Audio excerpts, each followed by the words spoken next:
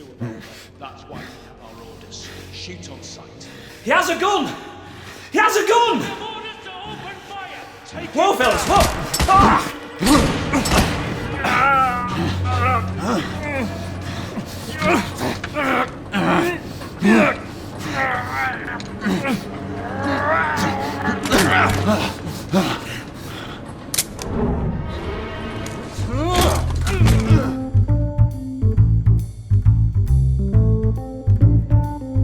The Order 1886 is a game which promised a rich narrative told through a cinematic presentation of cutscenes merging seamlessly with third-person shooting gameplay. It released to widespread criticism, with many claiming the imitation of Hollywood blockbusters was an archaic concept residing in antiquated perceptions of video games lacking their own artistic merit. However, I'm of the opinion everything and anything can be a game. Does it have interactive elements? Then it's a video game and should be respected as such.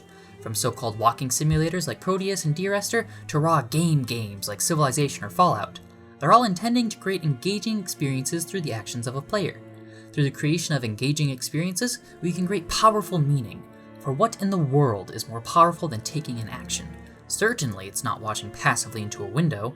Therefore, I prefer to judge games on whether or not they create an emotional response within me through the actions the game would wish me to perform. Are these interactions engaging? Is the Order 1886 engaging?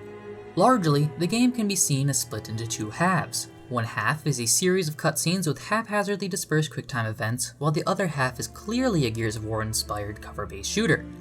As far as shooting goes, it's very polished and well put together. However, there's nothing really interesting to it. Waves of enemies will come at you, you'll then take cover, and then pick them off one by one.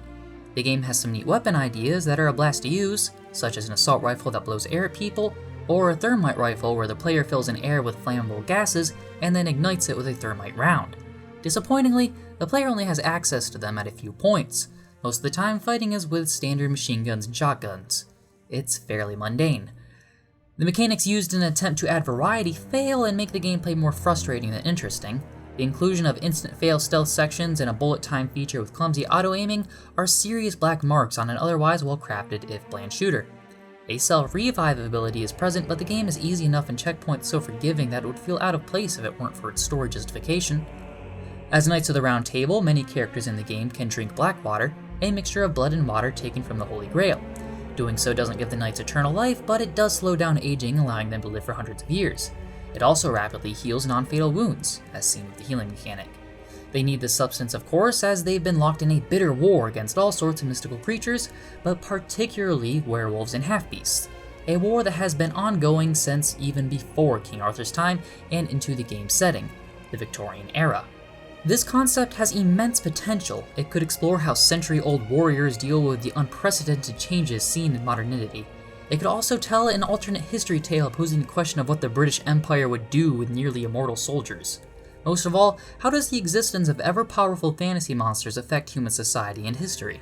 All of these potential threads are unfortunately thrown to the ground and forgotten if they had ever been considered at all.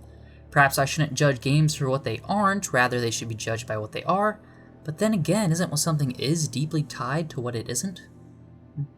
Sorry there, got a little philosophical. The game wants to tell a story about the Knights of the Round Table hunting werewolves, and that's what it does. The narrative does dip its toes in British imperialism in India as well as income inequality and class warfare, but it does so in a sidestepping, roundabout sort of way. The Knights want to kill beasts, and they treat these other issues largely as superfluous inconveniences that are in their way. As a result, the story of the Order 1886 is regrettably straightforward. If it weren't for the QuickTime events, it would be difficult to maintain attention. However, they are notably well done QuickTime events. Some QuickTime events require the player to look at an object mid-scene or aim at something. It may be a small innovation to the concept of QuickTime events, but it goes a long way to make them feel more natural while maintaining cinematic framing and player involvement. All this said, I ask again, is the Order 1886 engaging? No, not really.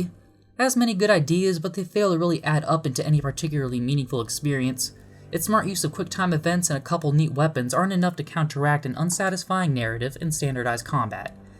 It's not bad, it's just underwhelming.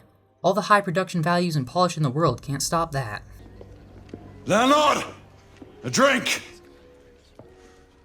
A drink, goddammit you! Absinthe!